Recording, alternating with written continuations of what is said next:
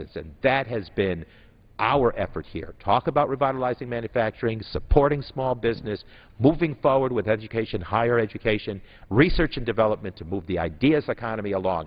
That's America at her best. That's her pioneer spirit. Let's continue to move in that direction. And again, thank you for bringing this dialogue to the floor. Mr. Tonko, thank you very much. The view from New York is very similar to the view from California. We've lost 40% of our manufacturing jobs. We can get them back. Need a level playing field. China currency issues are very much on the mind of the Democrats. We want to make sure that China currency is no longer used to the advantage. But there's also something here, and I'm going to take just a couple of seconds before I turn to my friend from Texas. The American manufacturing does exist. It's the great middle class. I want to give you one example where public policy makes all the difference. Near Sacramento, there's a very large and very new heavy manufacturing facility in place. It stretches about a quarter mile, maybe almost a half mile, thousands of square feet of buildings, and in those buildings they're manufacturing trolley cars, street cars, light rail, and they're also manufacturing locomotives. The company is a German company. In fact, it's one of the largest manufacturers in the world. It's Siemens. And they have moved to Sacramento to manufacture these pieces of equipment, transportation equipment, because federal law said that the money from the federal government must be used to buy American-made equipment. Buy American-made equipment so that we will once again make it in America. Now, I happen to have two bills that do that, that extend that stimulus bill law into the future, not only for transportation, but also for solar systems, wind, the new green energy system. Our tax money supports it. Let's use our tax money to rebuild the manufacturing base by buying it in America. I know the view from Texas is also similar. I've heard Sheila Jackson Lee, the honorable representative from the area of Houston, speak on this issue. She's joining us here today on the floor. Ms. Lee, if you would care to tell us the view from Texas. I thank the gentleman from California, my colleagues from Ohio, Alabama, Minnesota, and New York. I think that is a sufficiently far reach to know that this is a national issue. And Mr. Grimaldi, we thank you from your perch as an insurer, meaning your experience in insurance, which is also a source of funding sometimes as the insurance industry invests. You know that America is not broke. And that America can, in fact, create jobs and do it by manufacturing. So I'm delighted to see the Make It in America theme continue over and over again. And let me just share some statistics, because as the super committee works, one of the challenges is whether or not they're focusing on creating jobs or just cutting taxes for those who do not need tax relief. 82% of Americans say it is important for Congress to produce legislation this year to reduce the federal deficit through a balanced plan combining spending cuts and also ensuring that all Americans pay their fair share. In a couple of days, will that occur, or will we have the same old, which is protecting the rich and not allowing a fair, equal assessment of one's responsibility? 84% of Americans say it's important for Congress to reach a new federal spending agreement to create jobs, rehabilitating schools, improving needs and public transit, preventing layoffs. And 60% of those surveyed think the federal government should pursue policies to reduce the gap between the wealthiest few and the less well-off Americans. Well, that is what we're talking about today. I noticed that Mr. Grimaldi had a poster on IPOs are down, particularly smaller IPOs, and that is a source of cash for investing back into small businesses and manufacturing. We did a survey of the manufacturing companies in our district. My friends, you can turn the corner in your neighborhood and find a building that is making something. We do not have to look for the large conglomerates. I'm delighted that we bailed out the auto industry. They are doing well, but you know them. You know they go to Detroit. You know they make big things and not little things. But we actually found that our manufacturers were embedded. By the way, our zoning is not existent, so we have a little bit more flexibility. But we found these companies embedded in neighborhoods down the street and around the corner from different neighborhoods, they are right there amongst us.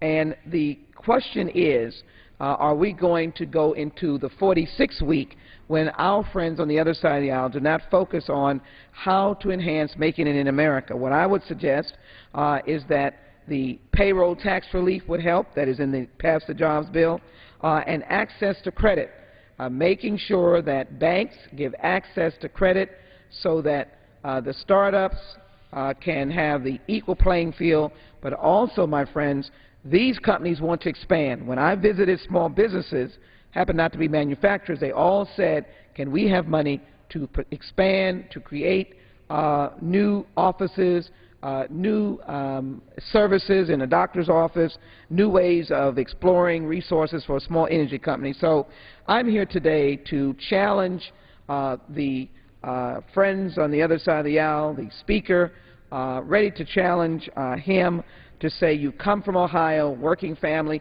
you get it, Mr. Speaker. Work with our leader, Nancy Pelosi. Work with our leadership, from the chairman of the caucus, who has been so eloquent, John Larson, on jobs, to the whip that talks about Make It in America, Mr. Hoyer, and of course our vice chair, and of course our assistant leader, Mr. Clyburn, and our vice chair, Mr. Becerra. All of these folk, if I've not left out anyone, have been talking time after time of Make It in America, but more importantly, that we are not broke.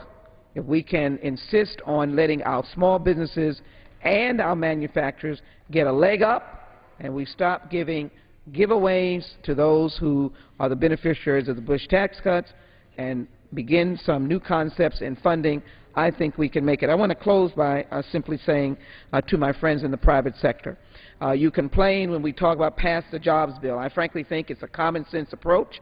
Payroll tax relief, hiring the chronically unemployed, putting to work teachers so that class sizes can go down, educating your next workforce, firefighters, police, etc.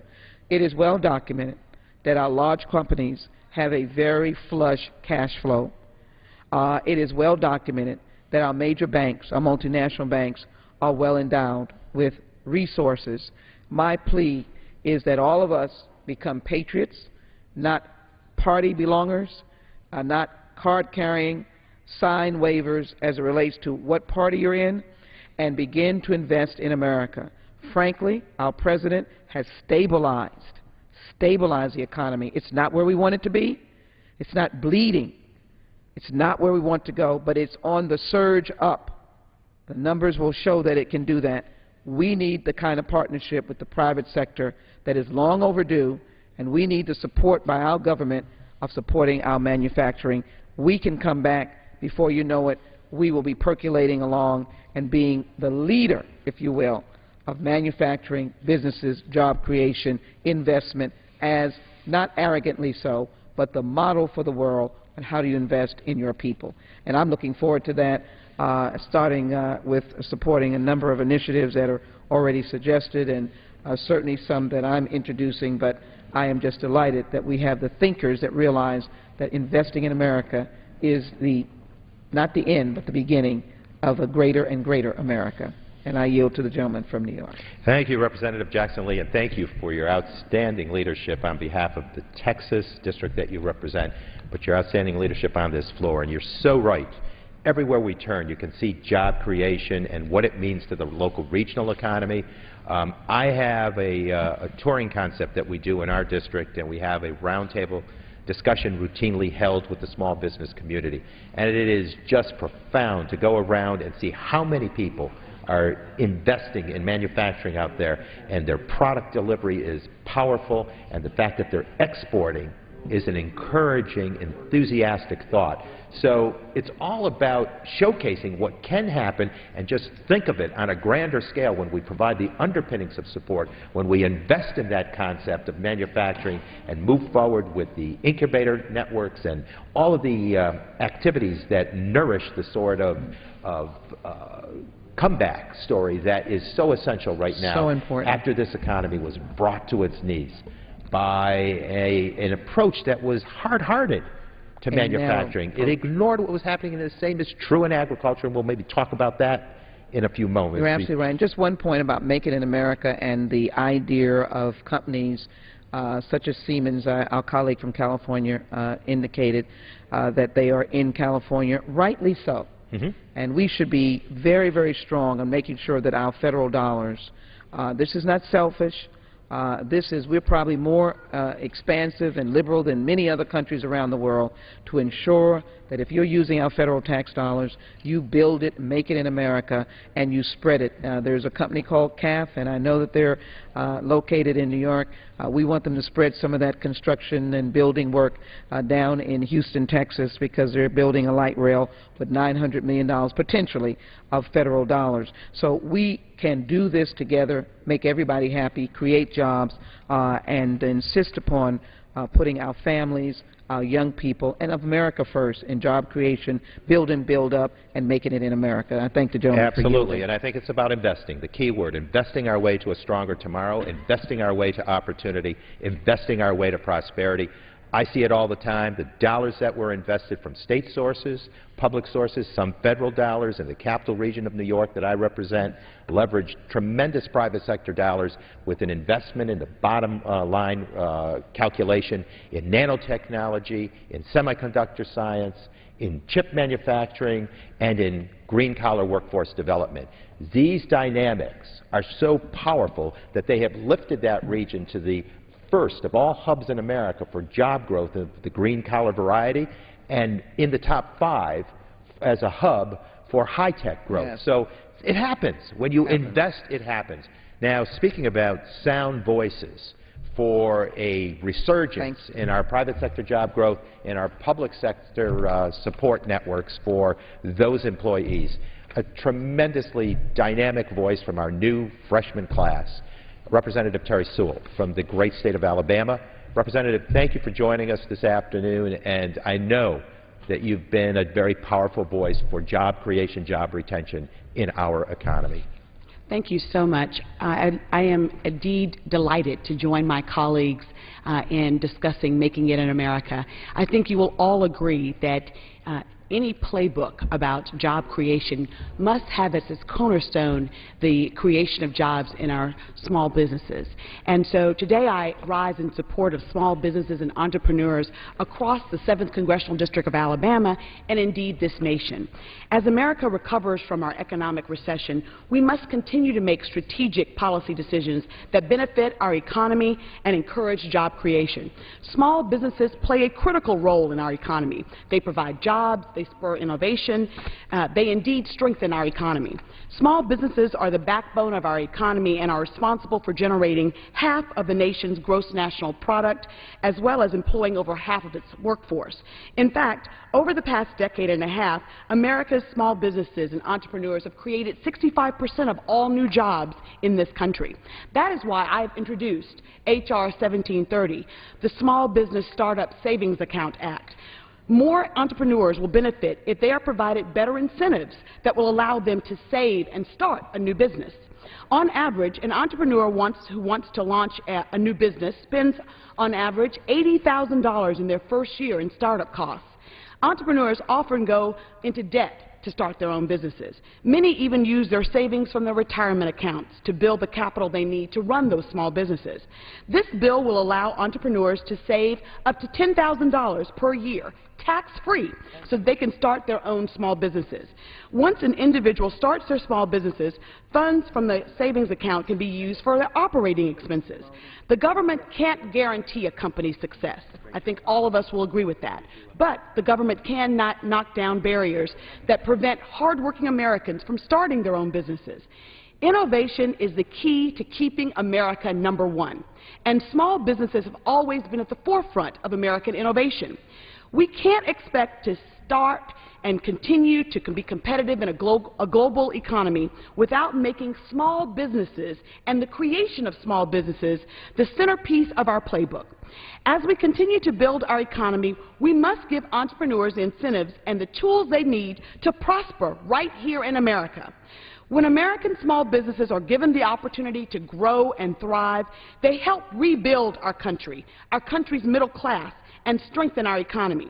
We must recommit ourselves to helping create businesses right here in America. My colleagues have been talking about rebuilding in America and investing in what's good in America. Our small businesses are where it's at. They create the bright and prosperous future that we as Americans want to ensure. Small businesses will help to out-innovate and outbuild our other competitors globally. I urge my colleagues to join with me in standing up for small businesses and entrepreneurs across this great nation and support H.R. 1730, the Small Business Startup Savings Act. Now is the time to blend bold new initiatives with common-sense solutions so that we can strengthen our economy and create jobs right here in America. I thank my colleagues for letting me join them in this hour in promoting all that is good in America and in promoting innovation and entrepreneurship right here in America by supporting our small businesses. Thank you very much. I yield back to my time. You're most welcome, Representative Sewell, and thank you for reminding us of the value added of small. Under Administrative Announced Policy, January 6, 2012, the gentleman from New York, Mr. Tonko, will control the remainder of the hour. Thank you, Mr. Speaker. The gentleman is recognized. Thank you. Thank you very much. But Representative Sewell, absolutely right on in your focus as to the strengthening and the value added of small business. H.R. 1730 is a powerful response to the needs of small business, making certain that the savings opportunities, especially in those early startup years, are made more valid and more available to small business as a network. Certainly the small business community is a tremendous corporate citizen in the fabric of our communities, and they get tethered into our communities in a way that enable them to grow and prosper, all while adding jobs and providing the intellect and innovative sort of spirit, which is important. Speaking of colleagues who have been outstanding voices on job creation, job retention, we know that Ohio has been in the news lately, and we have one of those voices from Ohio serving in the Democratic caucus, one whom I am very proud to know and work with. Representative Tim Ryan, representing communities like Youngstown and Akron, has been a very powerful force in acknowledging that it's investing in job creation that is our #1 concern right now. We've seen what's been happening in Ohio. There's an outburst of pride coming from that state about the activism that is really speaking to empowering the middle class, and we empower the middle class by providing jobs. Representative Ryan, thank you so very much for being that outstanding voice. Well, thank you, and I think thank the gentleman, and he hit the nail right on the head when he was articulating the kind of things, whether in New York or Ohio, anywhere in the country, really what the essence is, and that's resuscitating manufacturing back in the United States. And that needs to be a goal throughout the country because of what it does for the local economy, what it does for the states, what it does for tax revenue, what it does to the creation of intellectual property, because there are many people on the factory floor actually thinking about how this product can maybe be made differently, manufactured differently, how value could be added to it. It's very important. But what it's going to take, in part, and what's been happening in Ohio, is a coalition, I believe, of working class people, of small business people who recognize that we have to make investments into our states and into our country. And what happened in Ohio last week with the referendum that was trying to dismantle the bargaining rights of public employees, police, fire, teachers, the very people that we need to protect our communities so that we can have good, strong, vibrant small businesses, the very people who are educating our kids and our students who are eventually going to go into these businesses, were under attack. The upside to this whole thing is that a coalition formed in Ohio, a coalition of working class people who get educated, get trained, have master's degrees, protect us, go into burning buildings. We call them when we get in trouble. They deal with all of the societal problems that go into their classroom, but they are committed to educating our young people. 82 out of 88 counties in Ohio helped beat back this attack. And with over 61% of the vote in Ohio, beat back this attack. And the real upside to this whole thing is that a lot of people who were in this coalition of police, fire, teachers, public employees, as well as the private sector unions, the auto workers, the steel workers, the plumbers and pipe fitters, the pile drivers and millwrights and the iron workers and sheet metal workers. There were a lot of these people who used to watch Fox News. They used to watch listen to Rush Limbaugh. They used to listen to Glenn Beck, and they said in story after campaigning for this for months that they realize what's been happening here. They've realized this assault that's been coming in and funded campaigns from across the country, big money coming in to try to divide the middle class and try to dismantle the agenda. And I believe that this coalition, Mr. Speaker, is an opportunity for us to have the political coalition needed to recognize what investments we have to make back into our country. That's what happened in Ohio. People are recognizing that they've been trying to get us divided. Who's in a union, who's not in a union, who's in a public sector union, who's in a private sector union, who's black, who's white, who's gay, who's straight. Just divide the middle class. Divide the working class. And this coalition came together. And I believe that if we're going to have the kind of investments, if we're going to resuscitate manufacturing in the United States, if we're going to realize that the government certainly can't do everything, but it has to do something. It has to make these investments into engineers and good, solid public schools and community colleges and colleges and Pell Grants so that you can have the workforce available to ignite this kind of economic development that's needed around our country. These are about investments.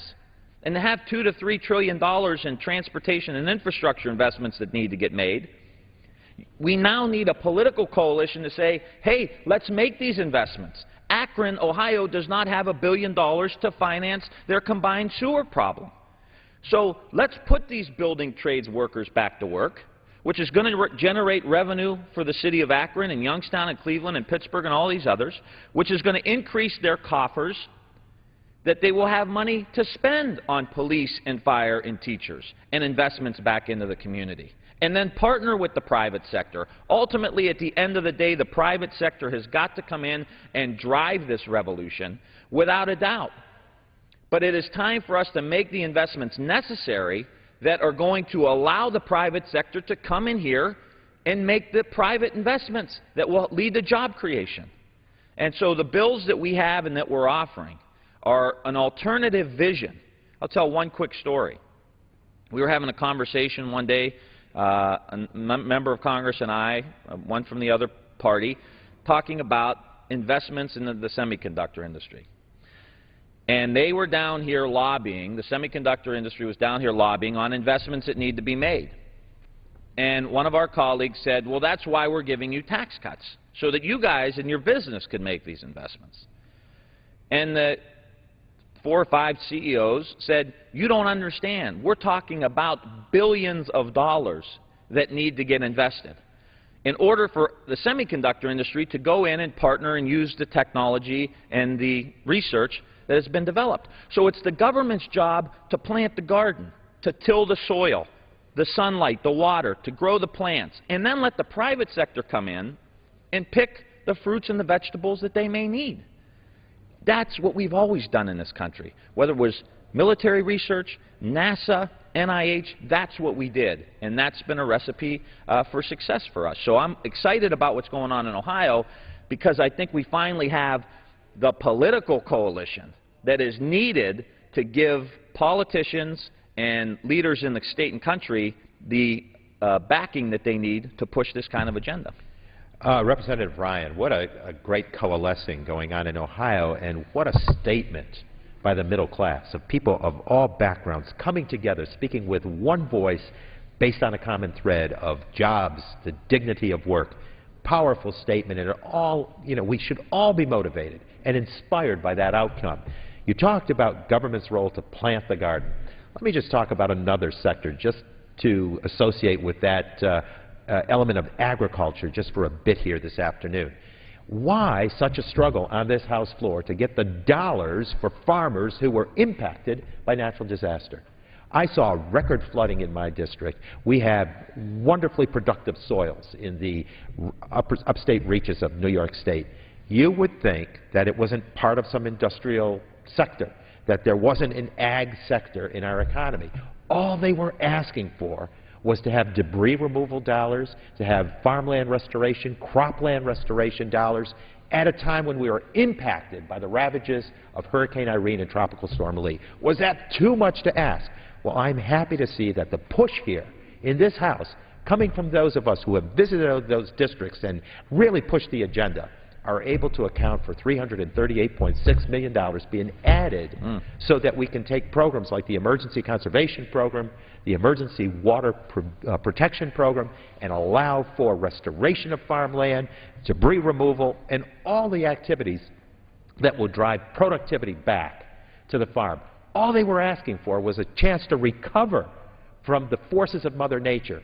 And if you can't assist in a situation like that, if it took this tug of war, if it took advocacy, if it took putting a bill in the House to really push everyone to move on behalf of our farmers, you know, I voted against that original package because they said zero additional aid for the ag communities. Unacceptable. So you talk about government planting the garden. That's just a sampling of investing that was critical so you could keep those ag forces going.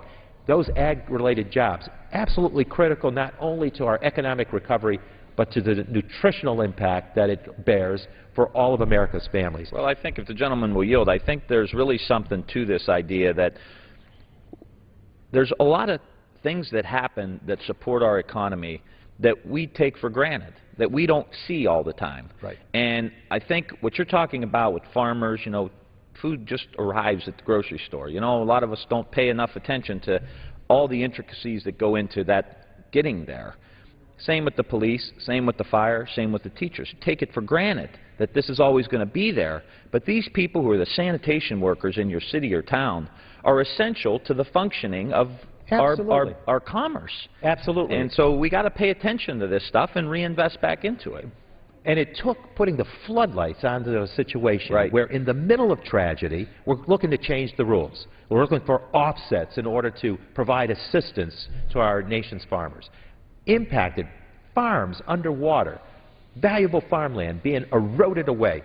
And we changed the rules. I mean, it was unacceptable. And, you know, just speaking to that hard-heartedness was an exercise for me that was a learning curve because it took every bit of providing evidence, from pictorial evidence to documentation of loss, that finally moved this House to respond to the needs of our farmers. So, you know, that being said, it's about, I think, investing, as has been said here in this special order hour.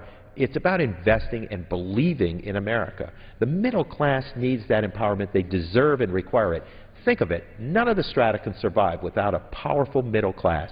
Someone needs to build the product. Someone needs to purchase the product. Enhancing the purchasing power, growing consumer demand will drive private sector job growth. More expectation, more desire to buy products.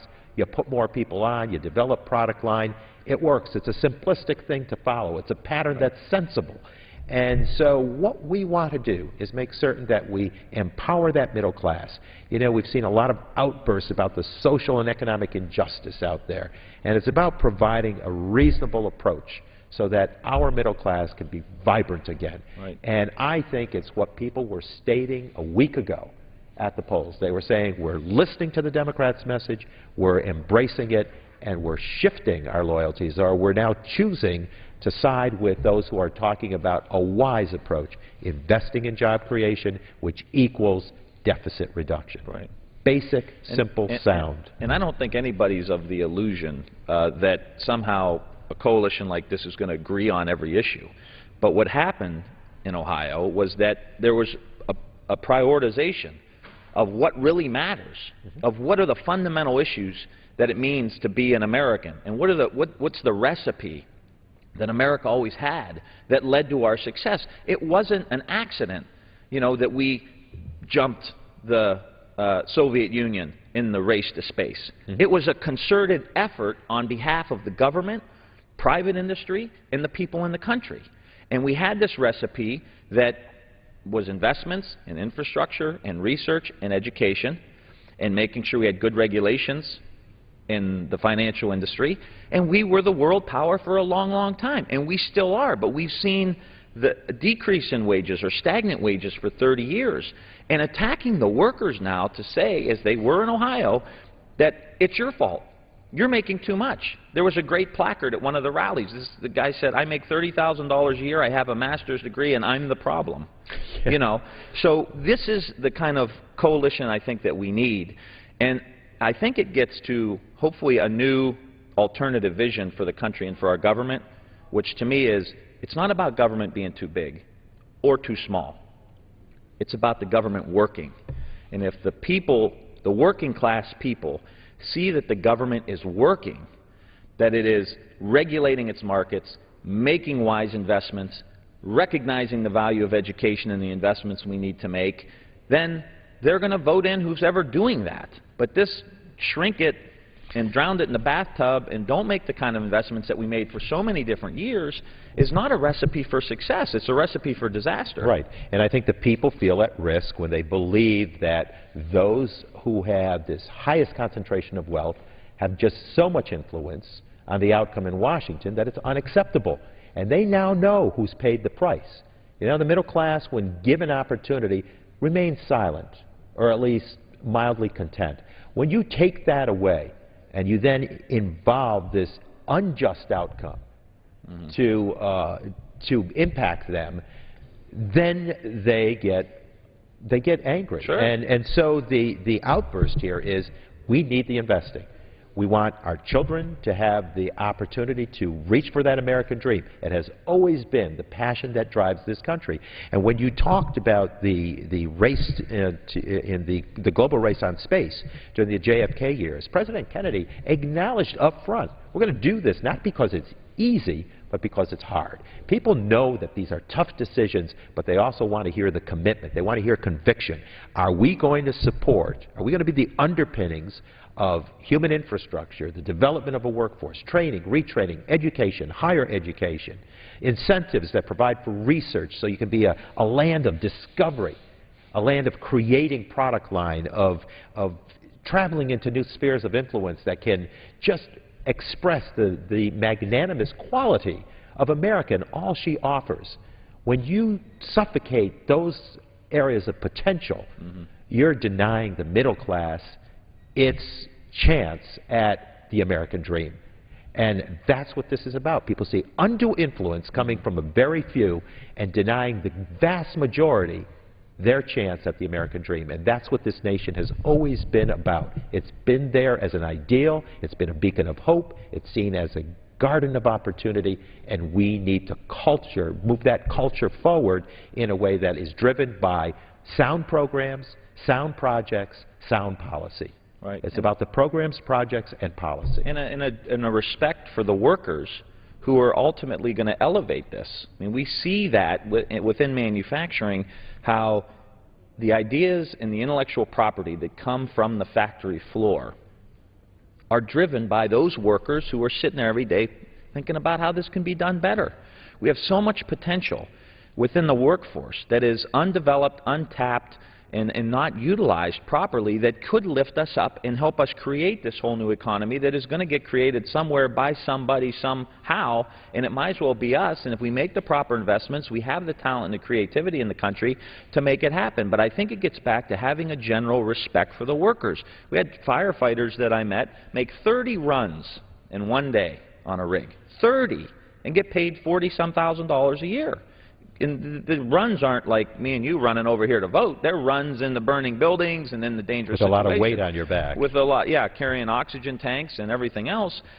And there's just has been a disrespect for that kind of work. The sanitation worker, the custodian, the teacher, you know, pushing the blame of all society's problems onto these public workers in that instance. And then Now, in Ohio, for example, they're coming in, they want to make it a right-to-work state. So those building trades folks who are going to try to get back to work, there's 20% unemployment in the trades, we're trying to get them back to work with the infrastructure investments that we need to make, to say to them, you know, you're not going to be allowed to have a fundamental right of collectively bargaining and to be able to, you know, negotiate contracts, and it's going to diminish the wages and everything else, similar to what happened or what they wanted to do in Ohio. It's about respecting these people, and when you respect them, they'll come to perform. But it takes those investments and that general appreciation for what and they're doing. Essential services that are performed. You know, you talked about water and sewer opportunities, the construction projects that we require.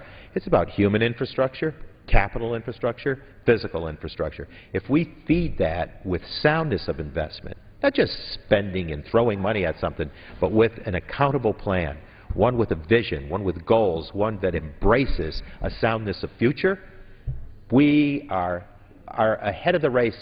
After anyone else out there, we can maintain the soundness of leadership in this global economy if we believe in ourselves, if we believe in the American dream, if we invest. We've been joined by Representative John Garamendi from the great state of California. He kicked us off. The hour came into my hands, and now you're back to revisit. So we thank you, Representative Garamendi, for, again, serving as inspiration to really get the thought process moving and verbalize where we are as a powerful conference in this House and where I think we've attached to the great thinking out there, the overwhelming thinking of Americans. Mr. Tonko, thank you very much for carrying on, and Mr. Ryan, thank you for your insight into what is so obvious. The American people do not want their rights taken away from them, the right of collective bargaining. You're quite correct about that. Excuse me for having to step out. My constituents from California were here in town, and interestingly enough, they were talking about one of the jobs programs that we really need to do. I represent the Central Valley of California, the Great California Delta, the Sacramento-San Joaquin Delta, the largest estuary on the west coast of the Western Hemisphere, and there's always been severe flooding problems in that area. And so they were asking about how are we going to fund the necessary flood projects. It's been a long, long history of the federal government through the Corps of Engineers supporting the construction of levees and other flood protection devices. But all of that seems to be ramping down as this mania of cut, slash, and burn the budget occurs around here. Now, the President offered the American Jobs Act. And in the American Jobs Act, there's $50 billion for infrastructure, part of which water systems, sanitation systems, road transportation systems, but also flood control systems, desperately needed in our area. We could probably employ a couple 100,000 construction workers immediately if somehow this House were to pass the American Jobs Act. And so I'm just thinking about the relationship of what we're talking about here on the floor and what my constituents were talking about, the necessity of developing water projects as well as flood control. We really ought to do that because we can take these unemployed construction workers, several hundred thousand of them, who are now receiving unemployment checks. They're tax takers. We could put them to work building the infrastructure, the foundation for tomorrow's economy, and they become taxpayers. You started off this conversation with something that is so very, very true, I guess Mr. Larson did, and that is the best way to deal with the deficit is put Americans back to work. So that was an interesting sidebar to our work here on the floor, but it fits so well with what we're talking about here, which is jobs, putting people back to work, using the power, our collective power as citizens of this great country to employ people by building the foundation for future economic growth. And you mentioned education as one of those pieces. There's so much to do. If you'd kind of wrap us up, I think we got 3 or 4 minutes and we can go from there, but it's been a good afternoon sharing our thoughts about how we can create jobs, get Americans back to work, get our economy back to work. And the President's laid out a good, bold program. And incidentally, it's paid for. We're not going to borrow money to put these construction workers back to work. It's paid for. And the way it's paid for is that those 1% of Americans, the super wealthy who's had an income of more than $1 million a year after all the deductions, that's after adjusted gross income, $1 million or more, they have enjoyed enormous tax reductions over the last 11 years. And what we would ask is some basic fairness, that they contribute to putting Americans back to work with a small increase in their taxes over and above $1 million. No increase below. Well, I think to just match some words to what your most recent statement was, you know, we have to think back, too, and look at recent history to have it speak to us. We borrowed totally for the millionaire, billionaire tax cuts and for 2 wars that were being fought. And now we wonder why we have a problem, a deficit situation, and why we want to blame the worker. Now, look, we say it's about investing in the human fabric, in the core individual, making certain that the skills that can be unleashed by that investment are put into a work situation that can enable us to be a nation of discovery, a nation of innovation, of design, of invention. That's America in her greatest moments. And I think those moments lie ahead of us. I'm optimistic that if we do this plan of investment, we will see tremendous growth in our economy. We will see our competitive edge in the global market get all the sharper and all the more keen. However, it takes that investment, it takes that vision laser sharp, and it takes the commitment to stand up against this tide to just slash and burn, as you indicated, after so many were witnessing that the very few were given a gift for which we borrowed. Now we're asking for someone else to have their turn. America's middle class, pursuing the American dream, deserves that sort of attention, deserves the dignity of work, deserves the respect of those who lead this nation to do it in a fashion that is going to respond in fullest measure. Representative Garamendi, it's been a pleasure to join with you on the floor. Mr. Tonko, you say it so eloquently, and long ago I did a study of the California economy, and we decided there were basically 5 things that needed to be done. Now from the federal level I'd add a 6th, and they are the things that you've been talking about. Education, the best education in the world so that our workers are capable of carrying on the new tasks. The research, as I discussed earlier, about the research from our laboratories and our universities and the new products, we need to make sure the research is there, then take the research out of the laboratories and create the new products, making it in America, because manufacturing matters. And the 4th thing is the infrastructure, which I was discussing. I know you discussed while I was gone here. The infrastructure, laying the foundation upon which the economy will grow, the transportation, communication, sanitation, water, flood protection, all of those infrastructure items.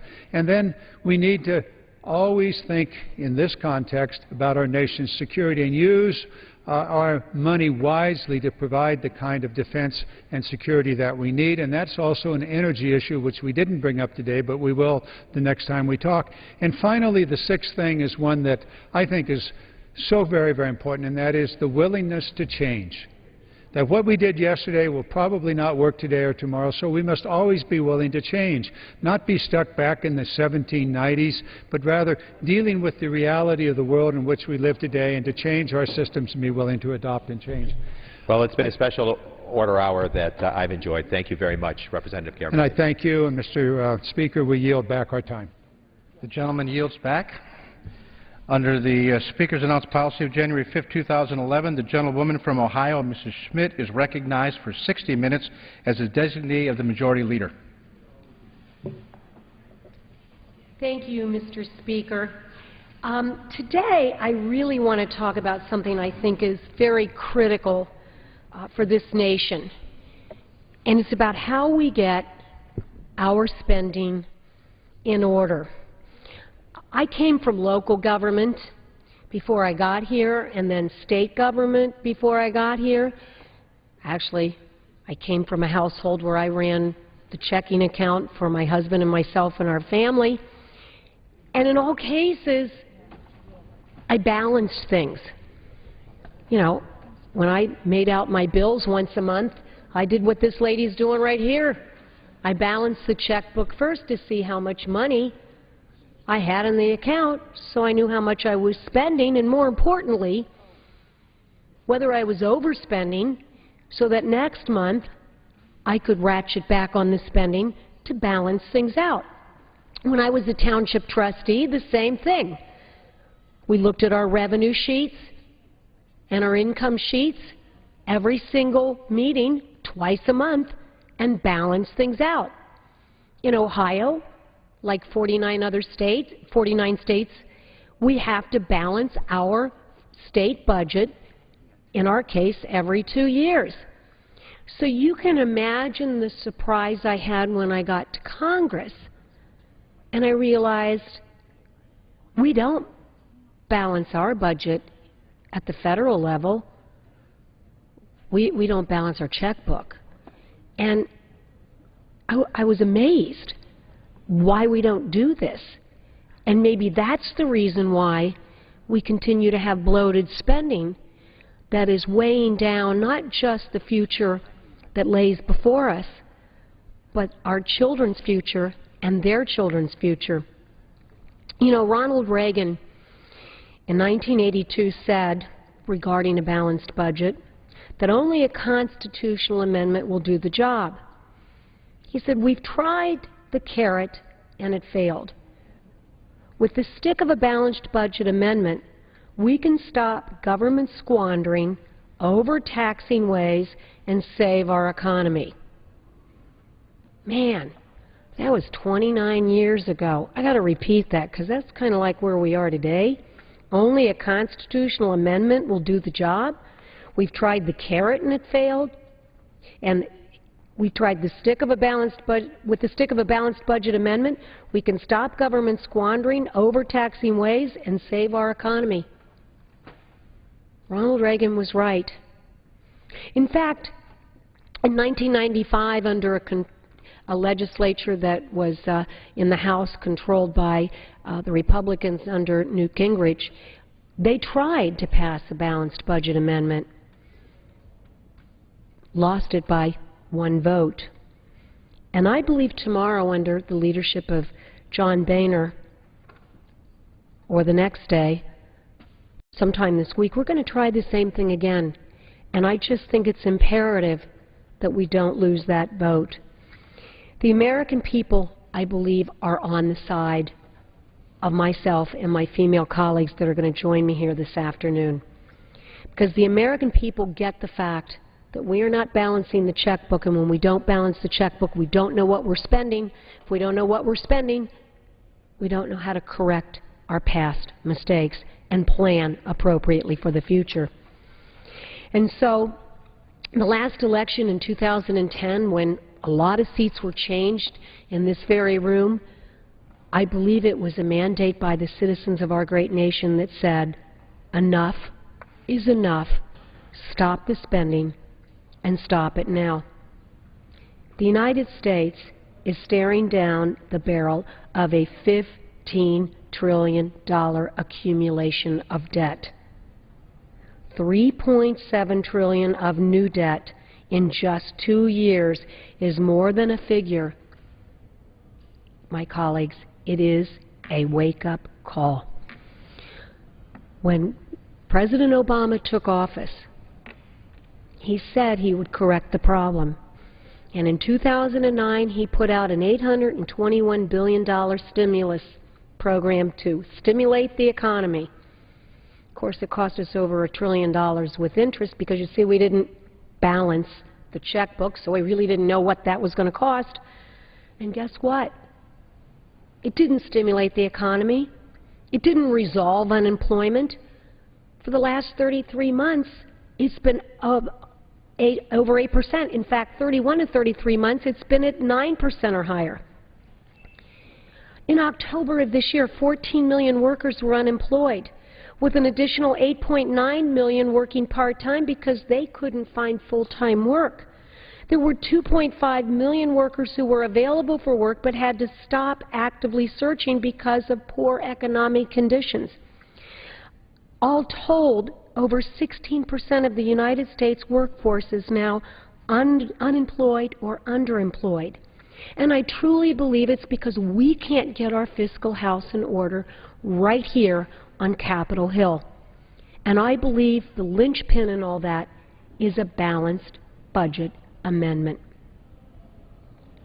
I'm going to turn right now to one of my colleagues to have them weigh in on this. Congresswoman from the good state of Alabama. Well, thank you to my friends for yielding, and I do appreciate the opportunity to spend time again with my GOP women colleagues here on the floor to talk about these important issues. And I think that you've really done a great job of encapsulating what the issue is with your visual here on the floor, and that's that hardworking American taxpayers are balancing their budgets every single day. That's why almost 75% of Americans are with us on this. They want this balanced budget amendment. And this is a bipartisan action that can be taken in order to restore fiscal sanity. We know that every day there are more and more Americans that are out of work, and more Americans that have just given up looking for a job. We're not setting a real good example here in Congress when we can't get our fiscal house in order. I just want to point back to our jobs agenda, the 22 bills that we have sitting over in the hands of the Senate right now that we know will get government out of the way so that the private sector can do what they do best, and that is create jobs. You know, there are so many men and women, small business owners throughout this country that are looking to us to reduce the size of government, get the regulations, the job-killing regulations out of the way, and they have capital to invest to create jobs, but they're not doing it because of the uncertainty associated with what's going on right here in Washington, D.C. And here we have a proposal before us. We have a way for us to restore this fiscal sanity, and that is for us to balance our budget, not spend more money than we bring in. You know, we've talked about this before when we were down here during the debt ceiling debate. You can't pick up the phone and call your credit card company and say, hey, you know, I owe you all this money and I can't make my monthly payment and I can't make the interest payment, so can you make me another loan just so I can pay the interest payment on the money that I already owe you? That's where this federal government is right now. Now, if you can't do that from your kitchen table with the bills that you owe, why in the world should the federal government be allowed to do that either? So I would just say to my colleagues on the other side of the aisle, in both the House and the Senate, let's do this together. Let's do this for the American people. Let's do this for all the people that are out of work who are looking to us to lead by example and get our fiscal house in order, just like millions of hardworking, tax-paying Americans do every single day. And so thank you for the opportunity again to share this hour with you, and with that I yield back. Well, thank you. And you know, I would just like to add with all of this that I think the reason why we have such uncertainty in the marketplace with the job creators is because they're looking at us and saying, you lack fiscal discipline here on Capitol Hill. And you know, one of my colleagues said to me, well, why do we need a balanced budget amendment to do this? Well, quite frankly, because it will tie our hands and force us to do what every single American is doing across the nation, looking at their cash on hand and figuring out how much they've got and how much they can spend, balancing the checkbook before they even attempt to pay a bill. And if you don't have it in the form of an amendment, future legislators will be able to undo anything we do here today or tomorrow. And that's why the amendment is critical. It will force us to do what 49 out of 50 states already do, with what local governments do all across Ohio and across the nation, with what families do at their kitchen table each and every month, if not more than a month. Balance the checkbook and figure out what's in there. But right now I want to yield to my other good friend for as much time as you need. I thank the gentlelady for yielding, and I thank you for your leadership on this important issue. As a CPA who spent nearly 2 decades helping American families chart their way toward fiscal responsibility, I can tell you that if you want to get serious about getting your finances in order, then the very first thing you have to do is balance your budget. If we want to see our economy moving again, if we want to see the job market growing again, if we want to ensure that we remain the most powerful and prosperous nation on earth, then we must balance our budget. Yet if we've learned one thing over the past few years, it's that we can't expect Washington to balance its books on its own, to really force the tough spending decisions and to ensure we spend our money as efficiently as possible. We must require that Washington balance its budget. To put it frankly, America needs a balanced budget amendment. We came close 16 years ago, but since then, our national debt has grown from $4 trillion to $15 trillion. We're facing a crisis. We need a balanced budget amendment, and we need it now. But if you don't want to take my word for it, you can take the word of our colleagues from across the aisle, who in the past few years have said things like this, and I quote, "The issue of balancing the budget is not a conservative or liberal one, nor is it an easy one, but it is an essential one." Or, again, I quote a friend from across the aisle, "I am proud to be part of a coalition that is actively working to begin putting our country back on secure economic footing. The balanced budget amendment won't achieve that all by itself, but it will help ensure that we don't repeat the mistakes that helped create our current situation." And finally, again I quote a friend from across the aisle, "This amendment would send a strong signal to the financial markets, U.S. businesses, and the American people that we are serious about stabilizing our economy for the long term." And what did the Democrat leadership say about this very issue in past years? They said they would welcome it. They said they would welcome it. But what are they saying today?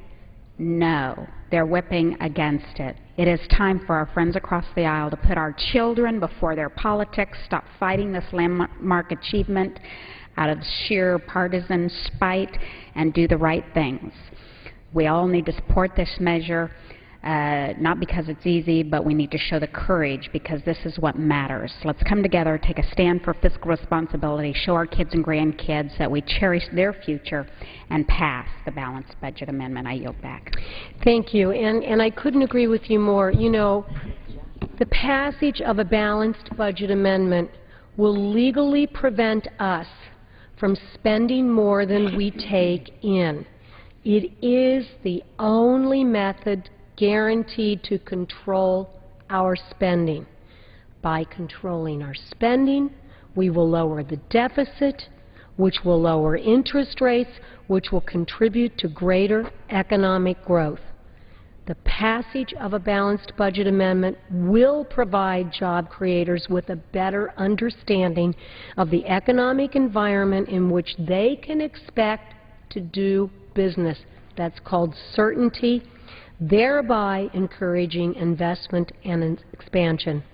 But I could go on and on right now. My good friend from Florida, I will turn it over to you because I want to hear your thoughts on this balanced budget amendment. Thank you. And I thank the gentlelady from Ohio for yielding me the time, and I congratulate her for her leadership on this very important fiscal issue that really permeates throughout our society and throughout our families and throughout the entire budgetary crisis that we find ourselves in. And I'm so pleased that for the first time in nearly 15 years, the House will be voting this week on a constitutional amendment to balance the federal budget. As a mother and a grandmother, I have long supported this proposal. It will ensure that we fix the burden, and that's what they are, the burden of endless deficits that has fallen on future generations. Unfortunately, as you know, Ms. Schmidt, the need for this amendment has never been greater. A constitutional amendment can set us on the path to long-term fiscal stability and restore confidence after decades of deficits. 2 years ago, the United States experienced its first trillion-dollar federal budget deficit. We thought things were bad then. Last year, we experienced our second trillion-dollar deficit. We thought things were bad then.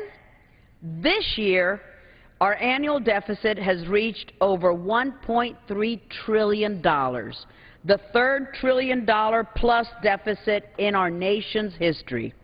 It took the United States over 200 years, from the presidency of George Washington to the presidency of Bill Clinton, to amass the amount of debt that was added since the year 2006. That is shocking. And according to the U.S. Treasury Department, our nation's debt currently stands at nearly $15 trillion. Think of that astronomical amount, $15 trillion, which amounts to, how much is that per person? Because that figure is so large that we can't fathom, we can't really appreciate what that is. $47,900 of a tax on every living American. The debt has sharply increased to nearly 100% this year, the highest level since World War II. These are alarming statistics. Growing debt increases the probability of a sudden fiscal crisis, during which investors would lose confidence and the government could lose its ability to borrow at affordable rates. If we do nothing, the annual deficit will grow to consume nearly 1/5 of the entire U.S. economy. The annual deficit will grow to consume nearly 1/5 of the entire U.S. economy, and the debt would grow to Greece-like levels of over 100%. I believe that just as our families and neighbors, like the lady you show there on that poster, have had to tighten our belts during this recession, well, then the federal bureaucracy must do the same. While the budget reforms that we have passed in the House were a good start, only a constitutional amendment can ensure that we will not stray from the path of a balanced budget as we did 10 years ago. A constitutional amendment will help ensure a future of stability for our children and for our grandchildren. So I urge all of our colleagues on both sides of the aisle to vote in favor of this balanced budget amendment. It is history in the making this week. And I thank Ms. Schmidt for your leadership and for trying to straighten out this fiscal insanity mess that we find ourselves in. And with that, I yield back. And I thank my good friend from Florida. You know,